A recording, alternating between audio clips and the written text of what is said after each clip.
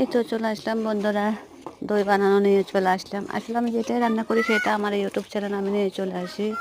তো আপনাদের জন্য আমি নিয়ে আসলাম দুধি কীভাবে বানানো হয়। আসলে আমি কখনো বানাইনি, প্রথম বানাচ্ছি। এটা হলো টক দই। এটা আমার পুরোনো দই ছিল, সেগুলো দিয়ে আমি মিক্স করতে হবে।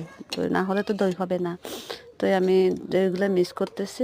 টক দইগুলো আমি ফ্রিজে ছিল, পুরানা দই, ওগুলো দিতে হবে।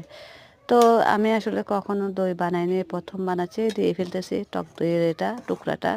এটাকে ভালো করে মিশিয়ে নিতে হবে। আসলে ভালো করে মেশানো হয় নাই, পরে ভালো করে মেশাতে হবে। এটা হলো দইয়ের বাটি, আমার দুলাভাই দই আনছিল, ওই দইয়ের বাটিটা রেখে দিয়েছি। তো এই দইয়ের মধ্যে এখন ঢেলে দেব দুধগুলাকে, ঢেলে দিব। এখন ঢেলে এটাকে দুধ বানানোর জন্য প্রস্তুতি নিতে হবে। তো আসলে আমার দইগুলি কেমন হয়েছে আমি তো জানি না। এই সারা সারা যেটা দেখতেছেন ওটা আমি দই দিয়েছি, ভালো করে আসলে ফিটে নিতে পারি নাই। দুঃখের বিষয়, আমি বুঝতে পারিনি, প্রথম তৈরি করতেছি। নেক্সট টাইম অবশ্যই ভালো হবে, তবুও আপনাদের মাঝে এটা আমি তুলে ধরলাম। তো পরবর্তী দই যদি হয়ে যায় এগুলো তুলে ধরবো। তো আমি এটা দিয়ে ঢেকে দিব, ঢেকে একদম ভালো করে ঢেকে রাখবো। এটা দিয়ে গরম ভাব যেন আসে, কুম গরম দুধ দিয়ে ফেললাম।